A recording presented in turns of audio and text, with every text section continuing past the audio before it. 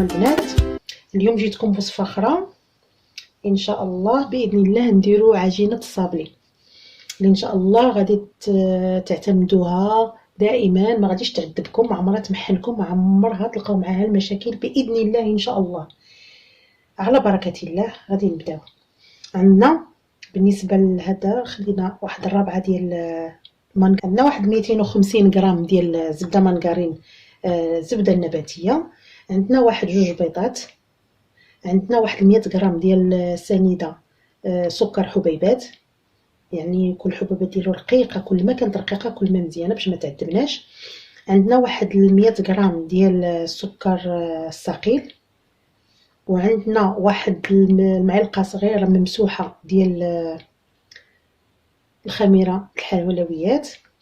عندنا كاس الا ربع ديال الزيت، وعندنا قبيصه الملحه، وعندنا النكهه ديال البرتقال، وعندنا الطحين حسب الخليط، على حسب الزبده اللي غادي تستعملوا، الطحين اللي غادي يدخل لكم. المهم انا غادي نسالي نقول لكم شحال انا كنت عابره وشحال دخل لي في هذه ديال الطحين. على بركه الله. غادي هاد المره ما نتعذبوش، غادي نعاولوا نخدموا الصابلي ديالنا في الخلاط باش ما نتمحنوش وما نتعذبوش ان شاء الله.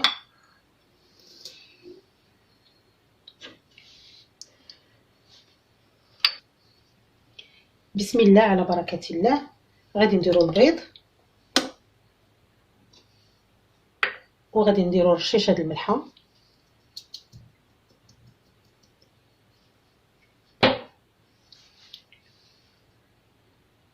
غادي نديروا سنيده ديالنا 100 غرام،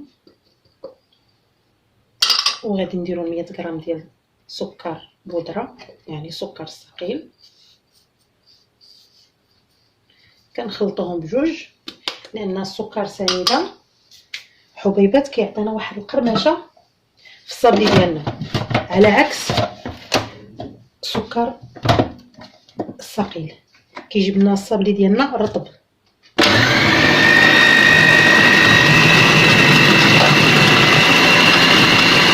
كنخدموا هاد الخليط مزيان حتى كينسجم مزيان، كنحسو به ينسجم وكنحسو بان سكر سنيده داب وما بقاش حبيبات، باش ملي كنعجنوا العجين ديالنا وهذا ما كيتقلص ليناش ما كيتقلش في قلب الفرن.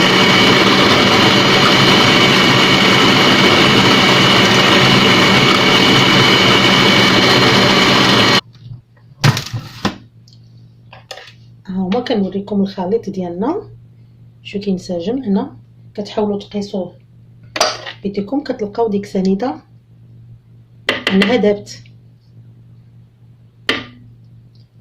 صاحي من الاحسن ملي تكونوا كتشريو سنيده نسبه سنيده حبيبات سكر حبيبات، حاولوا تعزلوا ديك السنيده الرقيقه، داك السكر حبيبات رقيق بزاف باش كيسهل عليكم العمليه وما كيقلص لكمش.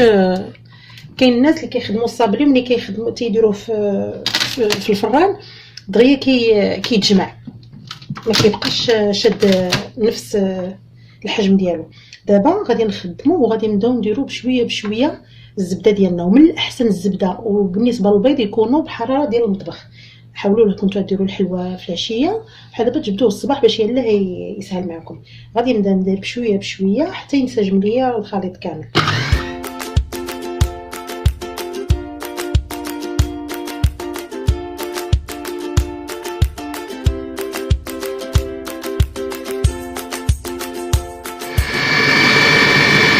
كنبداو نزيدو الزيت ديالنا، كاس الا ربع ما يعادل 180 مليلتر ديال الزيت.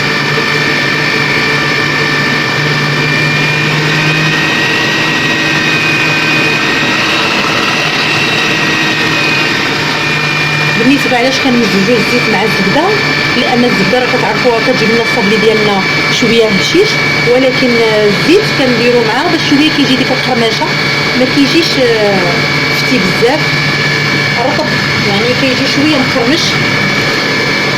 نسيت ما قلت لكمش بان دابا كنحاول ندير الحامض، كنحاول نحط تقريبا معلقه صغيره ديال الحامض، بشور بالحامض كنديرو دابا. علاش؟ باش كيحيد ديك الزفوريه ديال البيض، باش كيجي الصابلي ديالنا زوين وفيه ديك النكهه ديال هذا. كنبشر تقريبا حامضه كامله، يعني ليمونه كامله.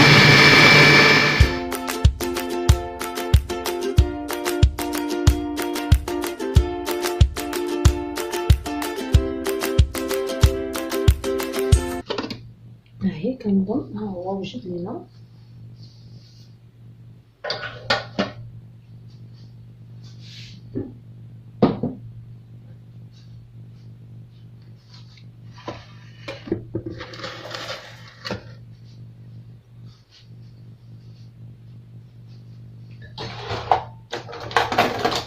نجبدو واحد سباتول باش نتعاونوا بها نجبدو الخليط ديالنا.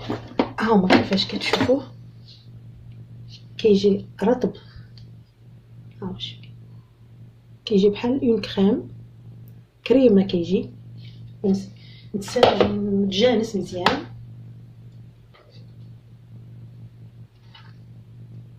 غنحاولوا دابا نديرو هنايا باش نزيدو عليه الطحين ديالنا. في هذه المرحله اللي كيبغي ينكه بحال دابا دار كميه كبيره وبغى ينكها يدير بالكاكاو، يقسمها على جوج. الو يدير الكميه كامله دابا ويزيد عليها واحد شويه ديال الطحين مع هذيك الملعقه الصغيره ديال اللي درنا ديال اللي غادي نديرو ديال خميره الحلويات. ومن بعد يقسمو على جوج ويدير كل قسم غادي يدير فيه النكهه اللي بغا. بحال دابا ينكه بالبرتقال، ينكه بالفاني، ينكه يدير بالكاكاو، يعني كل واحد اللي كيبغي اللي كيفضل النكهه اللي كيفضلها. هكا كتجي ساهله وما كتعذبناش وما كتاخذش معنا وقت طويل. كنحاولوا نجمعوها بالطحين بشويه بشويه.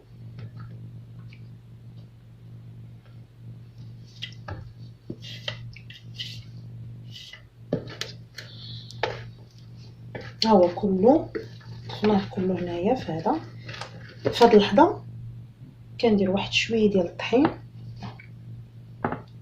كنديروا الخميره ديالنا وكنخلطوا هادشي. وفي هذا الوقت ملي كنخلطوا هادشي بغينا نقسموه في هاد اللحظه اللي يمكننا نقسموه على جوج ولا ثلاثه ولا على حسب الرغبه اللي بغيتو نتوما. بغيتو ديروا تكتفيو غير بنكهه وحده راه تخليوه هكا. بغيتو تقسموه على جوج غتقسموه في هاد اللحظه هادي عاد تزيدوا الطحين. انا بالنسبه ليا غادي نديرو بنفس النكهه، اذا غنخليها كامل.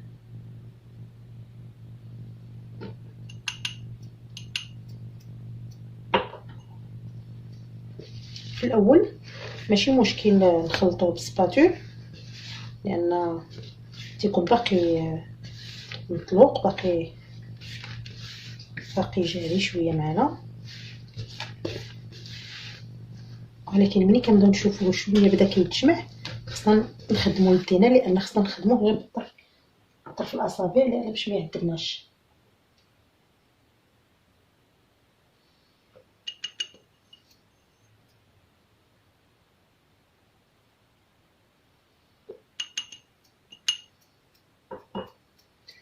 هاد اللحظه غادي ندير واحد نص معلقه ديال نكهه الليمون ولا كاز الليمون، لانه هو كيعطيه المذاق وفي نفس الوقت كيعطي ملي كيطيب كيجي واحد اللون فيه معتبر، كيجي غزال، تعطينا واحد اللون في الطياب ديالو كيجي هائل رائع. زائد نكهه الليمون راكم عارفينها، في الاول درنا القشور ديال الليمون يعني الحامض ديالنا وكنزيدوه الليمون راه تيجي غزال، متتبقاش داك الزفوريه ديال البيض، تيجينا منسم مزيان.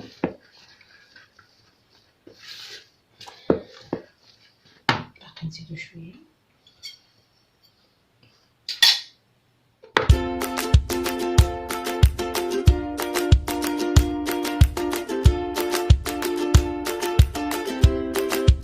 نتمنى نكون كنساعدكم وكنوصل لكم الطريقه الصحيحه باش ما تعذبوش، لان كاملين دزنا من هذه المرحله كنا تعذبنا مع الصابلي وكنا تعذبنا عليه في الاخر ملي طيبناه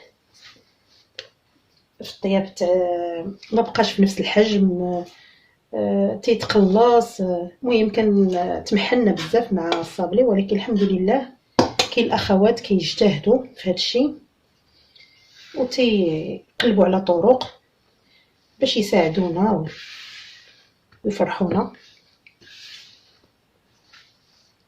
دابا بدا كيتجمع لينا، غادي نحيدو السباتول وغادي نحاولوا نكملوا بيدينا، لان راك عارفين نتوما الصابلي خصو يتجمع باليدين بالاصابع، ما خصكمش تعجنوه. غنحاول نخدم بيد وحده والاخرى ندير بها الطحين. بسم الله. هنا ملي كنخدموا يدينا كنحسوا بالعجينه وكنعرفوا واش باقي خاصنا نزيدوها ولا بركه عليها. غير هكا بالصبعان ديالنا. بالنسبه للطحين انا هذا الشيء كنظن غادي تيدخل ليا فيه، لان فايت لي دايراه كيدخل لي فيه 9 ديال الكيسان ديال العنبه، ما يعادل 900 غرام ديال الطحين الخاص بالحلويات. تيجيني مزيان. نتوما على حسب الزبده اللي غادي تستعملوا وعلى حسب الطحين غادي تشوفوا. انا نوريكم كيفاش غادي يكون.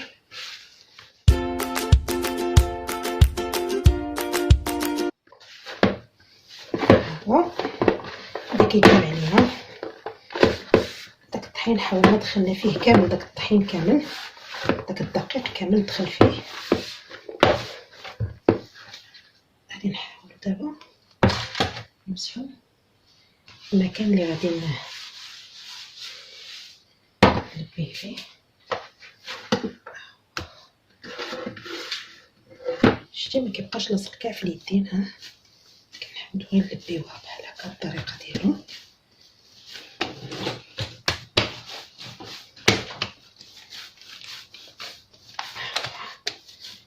نلبيوها مزيان، ما كنعركوش، غير كنلبيوه كنجمعوه هكا. كنحاولوا نجمعوه مزيان. متحاولوش ديروا له الطحين بزايد لان غادي يعذبكم ملي تكونوا كتطلقوا كيبدا يتقطع. تحاولوا ديروا له القياس ديالو. دابا كندخلوه للثلاجه، كنديروه في بلاستيك غذائي وكنخشيوه في الثلاجه هكا. كنحاولوا نخليوه كل ما خليتو كل ما مزيان. كنحاولوا نخليه واحد الليله كامله وعاد نخدموا به، كيعطينا نتيجه رائعه. اولا كتخليوه واحد 4 ساعات وتخدموا به. المهم من فوق 4 ساعات عاد تخدموا به. فهكا تقسموا وتخشيوه.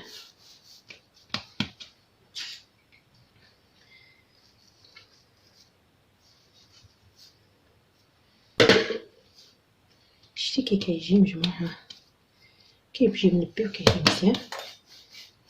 دابا غادي نشدوه، غادي نديروه في الخنيشات وغادي نخشيوه في الثلاجه وعاد نرجع معكم باش نطلقوه. بعد ما خرجنا لاباط ديالنا من الثلاجه هما كيف ما كتشوفوا، درناها ما بين جوج بلاستيك غذائي هكا باش نسهلوا علينا باش ما تبقاش كتقطع. دابا غير بشويه عليها كنحاولوا نفرزو هكا باش ما تهرش، لان ملي كتكون باقا خارجه من الثلاجه كتكون شويه. ملي تخرجوها ماشي في نفس الوقت هذا، خليوها واحد شويه غير يرجع فيها الروح، وديك الساعه تبداو تطلقوها بشويه بشويه. انا درت هذا بديت به هو الاول، هذا ديال العود باش يعطيني الطوع شويه. ومن بعد عاوتاني نعاود هذا الاخر اللي قادها ليا المهم هكا بشويه بشويه. نتوما غادي معاها حاولوا تضربوا الوسط وعاد سيروا للجناب باش كتجيكم متساويه، ما تجيش الجهه طالعه وجهه هابطه. هكا هانت كنضربوا الوسط هو الاولاني، كنحاولوا لان الجناب كنتحكموا فيهم. خص الوسط هو الاول اللي تضرب، وعاد كنضربوا الجناب هكا ندورو هكا.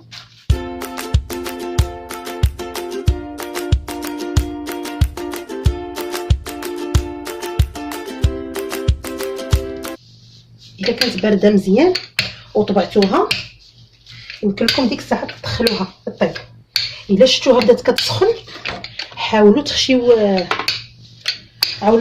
الطاوه ديالكم في الثلاجه واحد القصيم د المكانه، عاوتاني غير تشد راسها وعاد ديروها طيب. يكون الفران سخون على 160 درجه هكا. الا كنتو غادي ديروها وحده فوق وحده لازم ما تكون رقيقه، ولكن الا كانت غير وحده بوحدها ما ترقوهاش بزاف. نشوف الله يجعل البركه. نديرو هذا القطع ديالنا المرشم ديالنا نديروه في الطحين ونبداو نرشمو صافي. نرشموها كامله.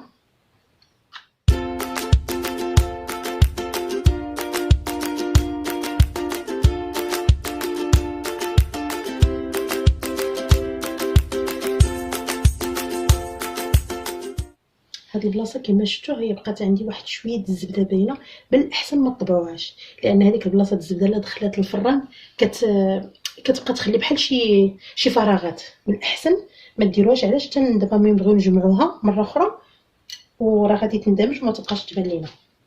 ها هو السمك ديالها بحال هذا الشكل هذا هانتوما كما كتشوفوا. هذه ما كنديروش وحده في قلب وحده، كتجي غير هكا وكنزوقوها وكتجي زوينه. ها هي النتيجه الاخيره ديال الصابلي ديالنا. ها هو كله طاب، كتجي فيه تبارك الله كميه لا باس بها.